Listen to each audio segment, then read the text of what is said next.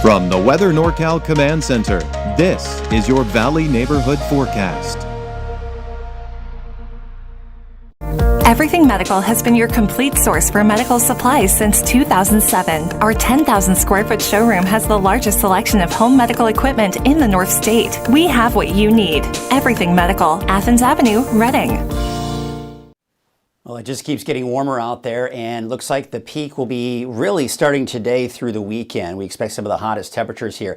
After the weekend, the good news is we do expect to see those temperatures drop a bit, but we could be looking at the potential for a tied or broken record, which we'll take a look at that here in a second. Right now, let's talk about the heat alert. Still, the excessive heat warning to talk about for basically today through the weekend. And there you can see the heat advisory for our neighbors off into the mountains. So let's take a look at the National Weather Service heat risk. We're going to talk about the algorithm and how they come up with these numbers and these categories. But you can see here for today, a lot of reds on the map, putting us in that major category. Okay, now we take you into Saturday. We're actually seeing some of those reds pop out of the map here. And look at this by the time we get into Sunday.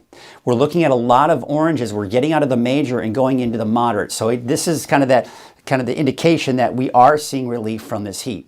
So let's talk about those heat risk guidelines from the National Weather Service. Number one, what they take into account is how unusual is that heat for that time of the year. You know, we typically do see these heat waves, right? And many of us are used to that, especially if you've lived here for a while. But the normal high of the valley is about 97 degrees. So when you're talking 110, that's pretty excessive, and especially for this time of the year. So the duration of the heat also plays a factor. Do we see much relief at night, or is it staying pretty warm at night too? That can make it more difficult for your body to recover. And if those temperatures pose an elevated risk on heat-related impacts based on data from the CDC. So bottom line is, if it impacts people as far as their health is concerned. And a lot of times it can be the elderly, and it can be younger children. And not to mention your pets too. I mean, to look out for that. So bottom line, through this heat wave, if you're okay with it and you're able to really kind of hold on fine and be just fine during this heat wave, think about your neighbor, think about your friends, think about your family, and make sure that any elderly or even younger kids are okay, because they're more susceptible to this heat. So let's talk about those record highs, okay? So here's what it looks like for Friday. Today, 113 degrees is the record set in 2015. The forecast is 109. So I don't think we're going to break a record, but look at Saturday. All right, see, the record is also 2015. With a high of 111 degrees. The forecast is 110.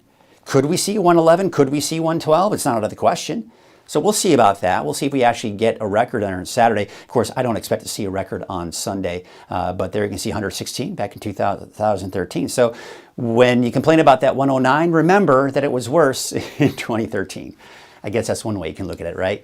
Here's your temperature trend for today, for the next 7 days actually. Temperatures around 110 degrees for Friday, Saturday, Sunday, but there's that downward trend. Looks nice, but it's still hot. When you look at those numbers, it's still over 100 degrees through Wednesday, back down to about 99 degrees by Thursday. Your hour by hour forecast for today, it just keeps going up and up and up. Feels like there's no end in sight, does there?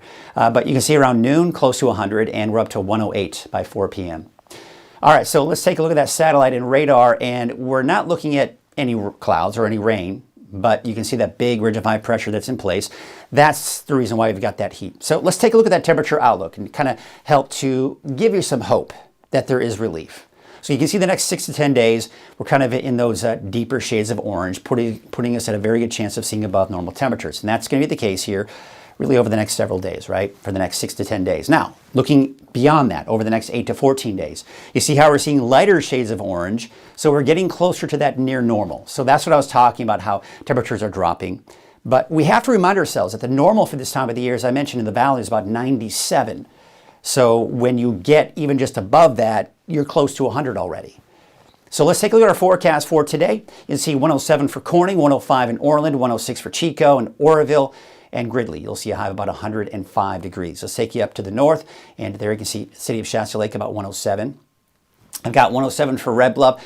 Temperatures getting pretty hot over the weekend there, but there you can see eventually by Thursday dropping down into the upper 90s. All right, so here is your 7-day forecast for Reading.